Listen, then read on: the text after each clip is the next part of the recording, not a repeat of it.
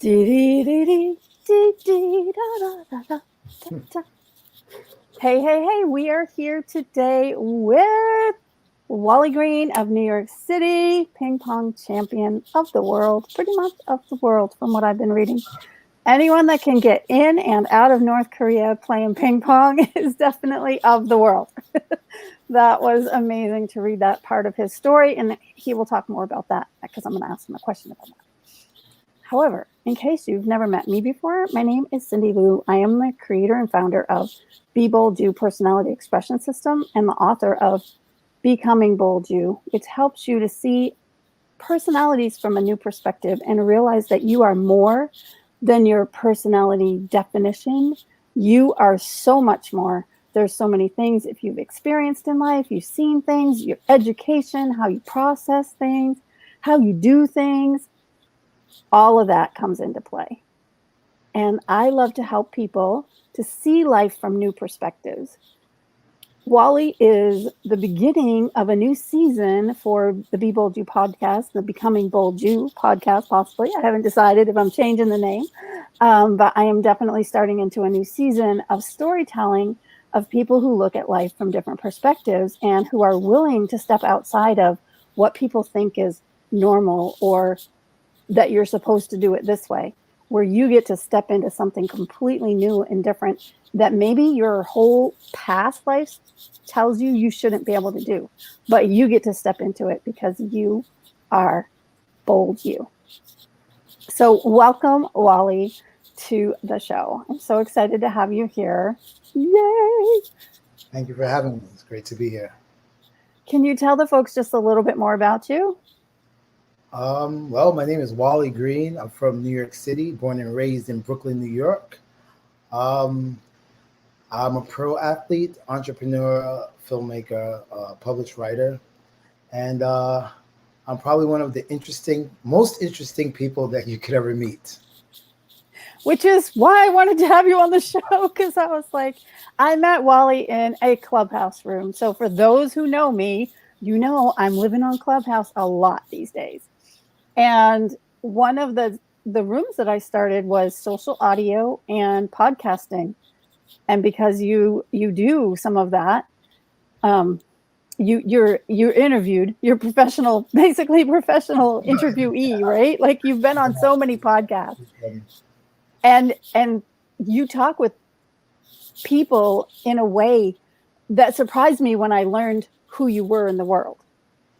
You're very open. You're very willing to talk to anybody as long as they're talking with you and they're nice. Yeah, exactly. Nice takes you a long ways. Yeah, it does. I do have this tradition of asking 10 questions of all of my guests, and I do want to keep that tradition no matter what I do with the title. Okay. So, do you consider yourself more of an introvert or an extrovert? Extrovert. Extra. Well, somebody who builds their own club in New York City, that's extra. Very extra. What is a phrase or quote that encourages you the most? A phrase? Oh, actually, so I have my own quote made by me, and it's my favorite one, and it goes like this. It says, anyone can create wealth, but what have you done to create history? Come on. Oh, I love it. Yep. Anyone can create wealth, but what have you done to create history? I want you to tell me a little more about that before I move on to the next question. I just really love that quote. So I recently made 2 quotes. That's one of 2. And the way I came to this quote was from being on Clubhouse. And I noticed like there were so many rooms and everyone's talking about get rich and everyone's talking about the $1 million man and all this stuff. And then I was thinking, I was like, all you guys are just talking about, being rich and just making yourself rich. But what are you doing to benefit the world? What are you doing to change the history of what everyone's going through? Nothing. So then I just thinking, and it popped into my head, and I was like, oh my god, I love that. I got to write that down, and that's how it came. That's amazing. And it is the perfect place to come up with that quote. Yeah, Because, yes, there are so many rooms. so many And of them. it's really interesting on there how you'll go into these smaller rooms and the conversation is so amazing Yeah, and intricate and, informative and so many other words I can't think of right now, intriguing, inspirational, and there'll be like 20, 30 people in there, sometimes less. And then you go and it's some title that, it's like really makes you think and ponder. right, And right, and I love those rooms. I create those rooms a lot. And then you'll see like it just you think that a lot of people would want to think about this or talk about it. And then you've got the room that's like how to make $1 million, and there's like yeah, 500 people in there, 1,000 people, 5,000 people. It's just like people are really focused on how do I make money in this world. right, right. But their focus way, it's of course everyone wants to make money, and that is a goal in life. But I think what happens is they get just succumbed by that goal so much that they're oblivious to the rest of the world, and they'll want to make that money by any means necessary, even if it involves hurting other people or involves something that's immoral. And yeah, so that's why I came up with that quote. And it makes people think, especially all those guys that are on there that talk about these $1 million things. You know, I'm not a billionaire, I'm not a millionaire, but whenever they start talking that craziness to me, I bring out my quote, and everyone gets real quiet real fast. Yeah. What are you doing to make history? Yeah, yeah. I love it. What is your favorite color? Do you have one? Oh man, my favorite one color. You can pick as many. I use the word rainbow for my favorite color, so that pretty much tells you what you can do with it. Right. So I have two favorite colors, and it's black and red. And the Okay. reason why black and red, I went to school for design, and I really love the way red and black went together. So a lot of the stuff that I designed always had black and red in it. Yeah, so that's probably my favorite colors. Yeah, you'll see purple and green in most of mine. I didn't think purple and green really went together until I was taking a walk and I was taking photographs, and I photographed a clover, which is really a weed. And the purples and the greens in that were so stunning together when you really honed in on it and went really close. Right, right. And that's where I pulled my colors out for my, Oh um, wow, yeah, that's where I got my colors from, was actually nature. And I that's was like, if God can put these together, then we can that's go good. with that. What energizes you? Oh man, just ideas, anything creative. Talking on the podcast is very energizing to me. Before I sat down to talk with you, I was exhausted. I'd been out training the whole day and just tired. But just telling my story is very energizing. I think it's one of the most energizing things for me is telling my story, because if one person gets touched and gets inspired, then I feel great. So that's yeah, I would say number one thing is being able to tell my story to motivate and inspire people. That really energizes me. Well, here's a quote to your quote. Your story is history making. Yes. Thank you. And what's been your favorite age? Oh boy, that's a hard one. Favorite age? Oh man, I don't know. That's. I think. Wow. I think favorite would probably be now, maybe, because my younger ages, as you know, was really crazy, and I wouldn't say they were my favorite. um, I think now that my life has changed, and I'm doing things to inspire and motivate people, and come up with these cool ideas. I think right now is my favorite age, the favorite time for me is actually right now, definitely. Awesome. And what book are you reading now? If you're not a book reader, what artist do you listen to for songs? Wow, neither one actually. So so I don't read. Um, yeah, although it's crazy, I buy books but I don't read, which is the weirdest thing ever. Like I have all kinds of books, and I people a lot of people say, "Oh, I have this book, check it out," and I'll get it, and it just kind of sits there because I don't really have time to actually read the book, and then I feel like if I'm actually reading a book, then I should be editing my documentary. If I have time to read, editing. So yeah, and I don't really have a favorite artist either because I don't listen to music in the way that most people do. Like I can go the whole week without listening to any music because it's usually the things that I'll do that's outside of my stuff is probably edit my films, do my TikToks and social media, um, train, practice. I practice a lot.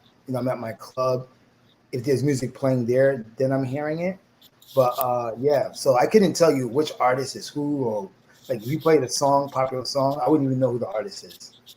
Yeah. I'm so the same way. I'm just like, if I don't if I'm not writing it, I'm probably not reading it right now. Yeah, Like exactly. before I started writing books, I read a whole lot more. I did a lot of Audible. Right, Now that right, I'm writing, I'm like, I haven't got time to read. right. Exactly, exactly, exactly. So I have started a new routine where I'm making sure Audible's on while I'm in the shower. Oh, So I okay. now have like some Audible time that's set aside to listen to other That's a good people's books. idea. I should try that. That's actually a good idea. It works really, really well. Really well. Yeah, that's a So good idea, actually. get Audible and just listen to a few books. Yeah. It'll inspire you as you're writing your own too. It gives you ideas. Right. What is the most exotic place? Oh my gosh, this is such a funny question for you. Because like so many people are like, I don't know. And I'm like, well, you can say the I bathroom or the know. bedroom, but like, but you have been like everywhere. Everywhere. And I want to So give me say the top 3 places top three. you Okay. never dreamed you would have ever gone in life, and you found when you got there they were just amazing. Oh, just amazing. Okay, this is a different question now. Okay. All right. This is different now. This is different. All right. Oh man, just amazing. Now we're going. Now I gotta think. Now I gotta think. Japan, number one. So many Japan was people that I've met that have been to Japan are like, this place is amazing. So yeah. what is it about Japan? So the reason why Japan is amazing is everything works the way it's supposed to work.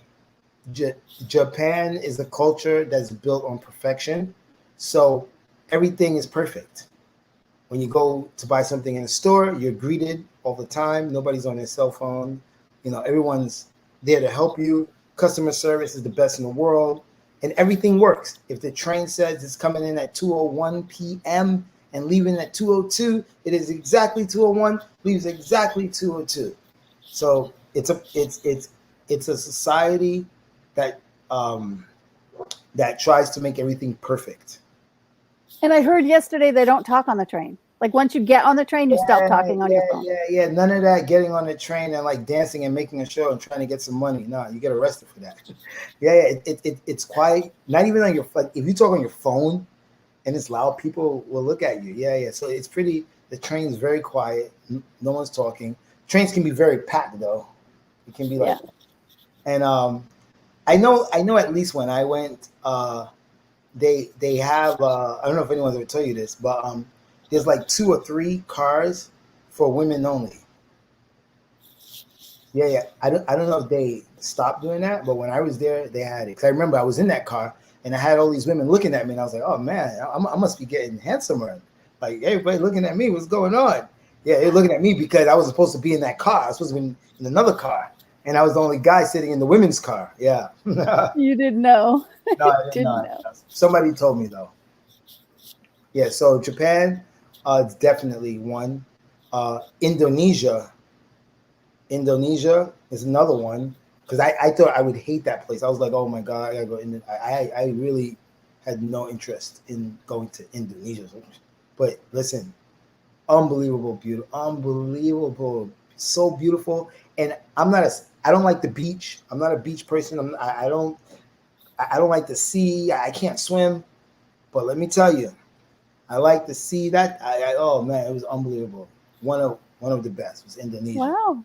Yeah, and then third, let me see. Third. I want to say Germany. Only. I mean, Germany's not really exotic, It's a but good beer. that's where I got my the beer. But that's where I got my That's where my new found life started. Was in Germany. So that's definitely got to go on the top 3, just because it's responsible for changing my life. So.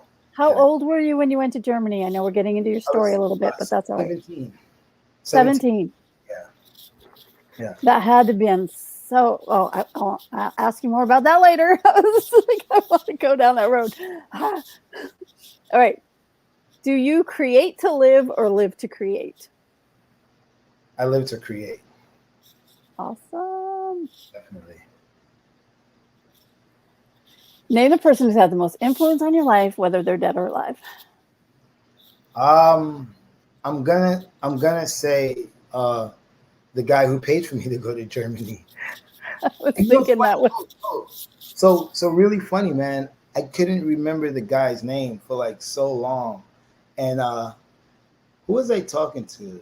Oh, when I was doing the Steph Curry podcast, it came to me. So his name is Alec. Everybody was asking me, and I can never remember. I always forget. I forgot his name. I remember, but his name. First, I said Alex, Alex, and then because it was coming right, and then the name came Alec, Alec. So now I remember the guy's name, and he's definitely the most influence in terms of what he did for me that changed my life. awesome. What one word describes you best? Crazy. Definitely crazy. Like this guy's crazy.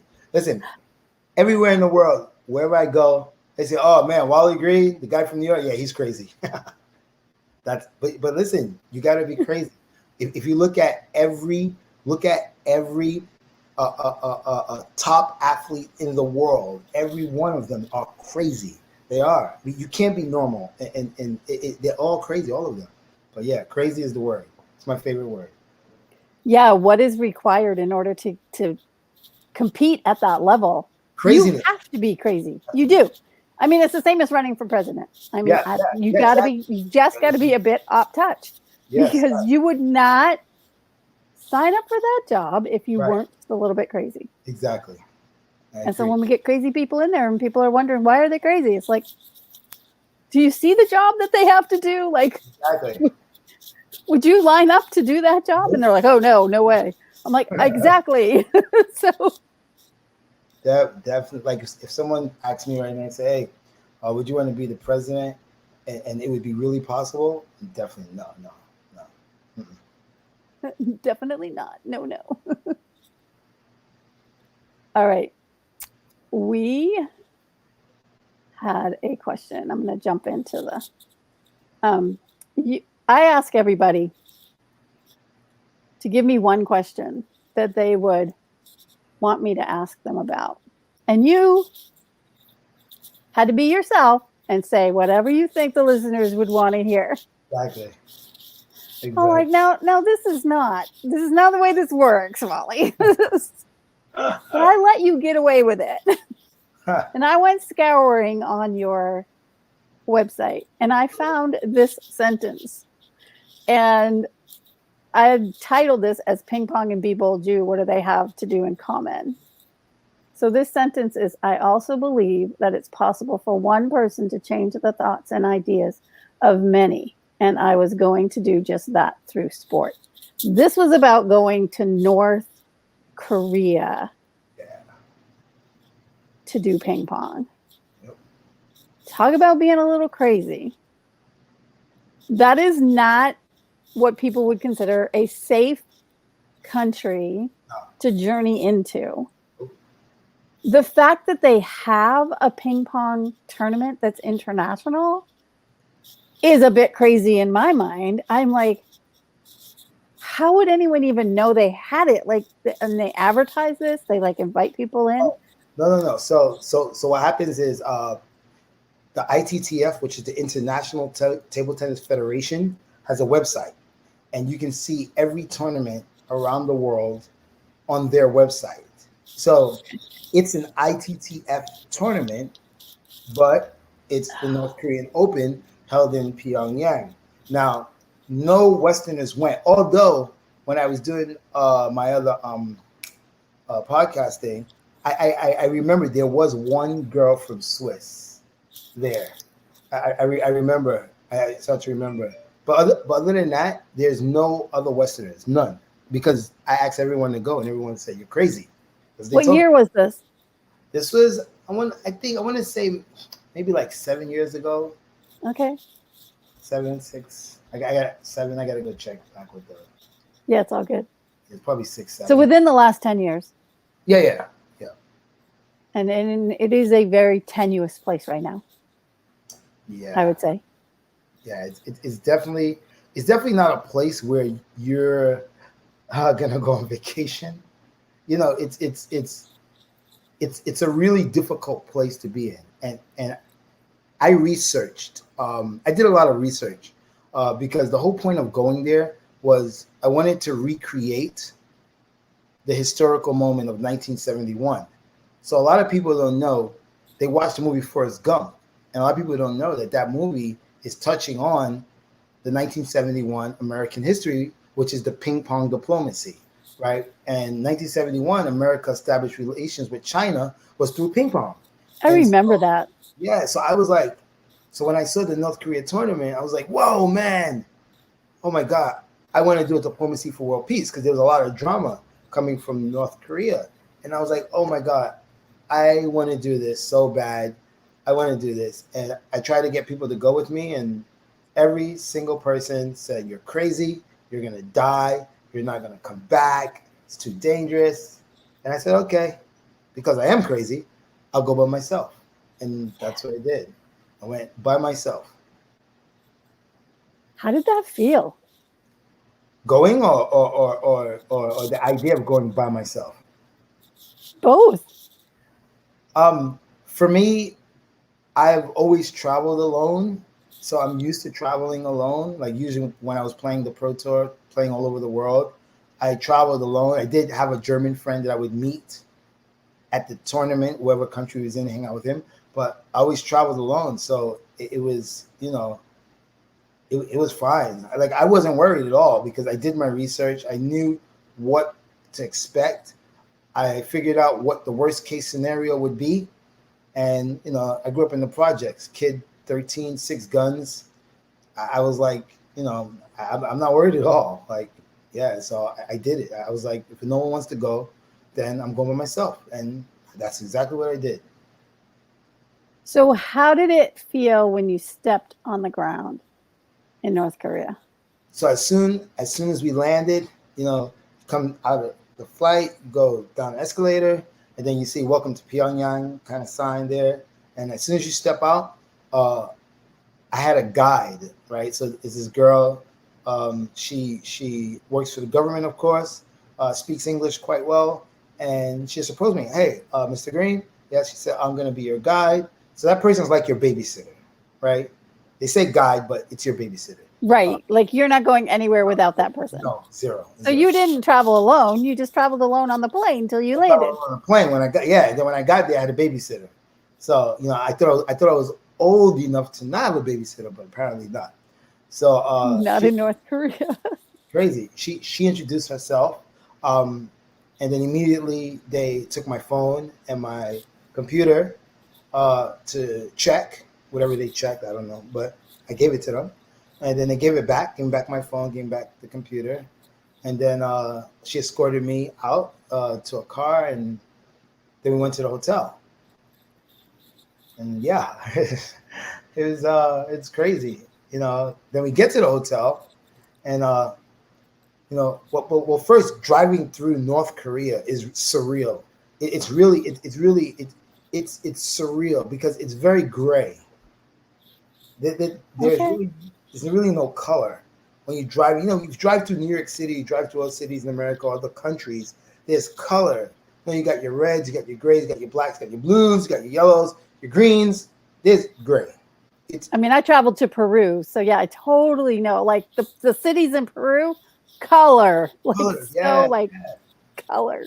Yeah, North Korea is very gray. It was just so it felt like surreal. Like it was just like, wow, this is strange.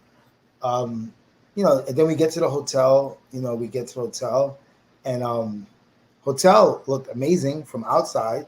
Then you went inside, and the inside of the hotel looked amazing. Huge, huge ceiling looked so pretty. The front desk, everything was so beautiful. And I was like, oh man, these rooms are gonna be great. And I was like, oh, this is gonna be fantastic, right? They check you in, they take your passport, so you have no cell phone service, no Wi-Fi, and no passport, right? And then they bring you to the room, and the room looked like a room of a youth hostel. So they don't take the passport till you get to the hotel. Yeah, when you get to the hotel, they take it. And they take your passport. What else did they take? Your passport? No, they just take your passport, but okay. You don't have any cell phone service. So Westerners are not allowed to have cell phone service and Wi-Fi. Only Chinese citizens can have cell phone service and Wi-Fi. Chinese citizens? Yes, Chinese citizens, yeah. Interesting. Because I met a guy who was in the hotel who recognized me from my hair. He didn't speak English, and I don't speak Chinese, but the way he was pointing at my hair, and he said "ping pong show" in Chinese means ping pong, professional ping pong player. Yeah. So I know that word. So I know you probably recognize me from maybe some TV thing in China. Then I saw him. He got a call. He was on his phone, right? And then after, I was like, "Yo, can I see your phone?" Can I see your phone? Yeah, well, because I wanted to check email real quick. And so I just set his phone up to make a Wi-Fi. He didn't know that. So I made his phone a Wi-Fi so I could check my email and stuff. And that was the only kind of access that I was able to get. Wow. Was that one few minutes. Should that be in the podcast that you did that? Pretty safe. Pretty safe, probably. If North Korea comes knocking on your door, you'll know where it came from. Yeah, for real. And I'll know I went viral. Hey! Exactly. I can take it out if you want. You just let me know after. It's fine. So, I don't even know what to ask next. Because the fact that all happened is so surreal. Let's go back to 17 and going to Germany. Yeah. So you're 17, you're in the projects, and the next thing you know, you're on a plane going to Germany. Did it happen like that? Like literally like that? It was pretty much like that in a way that that the particular person wanted to save my life. I was, growing up with very heavy domestic violence and gangs and guns, and to make a long story short, he wanted to get me out of there, and he said, I have a connection in Germany, and I want to help you, and I want to pay for you to go to Germany. Now, mind you, that was after seeing a gun fall in my bag in front of him. Yeah. So right after that, I thought that, oh, this is going to be over, because he was paying me $20 to hit with him all the time. So I thought that was going to be the lot. We weren't going to connect anymore. But he still contacted me, and we still played, and he still paid me, and he never mentioned about the gun that fell in my bag. So that was pretty. That was a turning point for him to say, I got to get this kid out of this environment. Yeah, because if he would have mentioned about it, I probably would never talk to him again. Right. I'd probably still be in the same place I was. Well, not really. I'd be dead or in jail for life. Dead or in jail. Yeah. Yeah. So, and then he offered to pay for me to go to Germany, and I was like, what? Germany? What? The only thing I knew about Germany was Hitler, and I was like, why is this dude trying to send me to Germany? Why is he sending? Right. You must have thought, like, why is he sending me there? Am I like going? Is that like a different kind of prison? Like, yeah, it was Germany. But I went, and I lived in a school with the best athletes of different sports, and it was really hard. It was probably it was really really hard mentally. Mentally, it was hard because you got to remember, just because I left the hood doesn't mean I wasn't a gangster still. Doesn't mean that I still didn't have that gangster mentality, right? So when I got there, people were like, "Hey, where you from?" I'm from America. They're like, "What? Oh, you're from New York? Oh, I love New York. Oh, you're from America? Whoa, I love America. Oh, I love America." And whoa, and I was like, "Yo, back up!" Like it was crazy, and I was like, "Yo, what's wrong with these people?" Because I was an angry kid, and I wanted to be angry, right? It didn't matter that I left New York, but I was still an angry kid, and nobody would give me the fuel for the fire to so that I could be angry, right? Because everyone was like, "Oh, we love you. Oh, we love America. We love New York and blah blah blah, hip hop and whatever." And I was like, "Oh man, this is crazy." So I always say this all the time. They have this saying. It's called "killing you with kindness." This is real. This is officially real. I've experienced it. It is the weirdest thing ever. When people kill you with kindness, right? They don't give you that fuel for the fire. They're just so kind. It's hard to punch a person in the face when they're saying they love you. It's very hard. You have to be a very special kind of individual to punch someone in the face who's saying they love you, right? I mean, yeah, and yeah, for like the first month and a half or whatever or two, I was really confused and I didn't know how to act. I didn't know how to react to them. And then finally, something came to me and says, "Hey, man, you know, thing on my shoulder. Hey, what's wrong with you? Why are you angry? You're not in America. You're not with your gang members. You're not in the domestic abuse that you were. You're in a different country, in a different part of the world, with people who genuinely care about you and genuinely want to know you, and you don't have to do nothing for them, right? When I was in the gang, they like me, right? They didn't like me because you really like me. They really like you because of what you can do, right? Because you got their back. If anything jumped off, you were there. They could count on you to never snitch, right? But they actually really like you just for you, right? No, of course not. So finally, I was like, oh man, just confused. And then I just say, you know what? I'm just gonna give it a try. And I started being nicer to people, and that was the start of the change of my mindset. That's how my mindset started to change first, and that's where it started. Right at that point. Wow. There is a saying, some things are taught and some things are caught. Yeah. And it sounds like you caught something. Yeah. Yeah. Definitely. Definitely. Amazing. So if you had one thing that you could share with the world, what would that be? Oh man, probably that. No matter like how bad or how terrible your situation is, there's always a way for things to get better. You can only go so low in life. Once you hit the bottom of the bottom, you're at the bottom. If you hit the bottom of the bottom, you should be happy because the only place to go is up. You can't go any more lower. So with that in mind, you know, everything is possible. Change is always possible. It's always possible to change.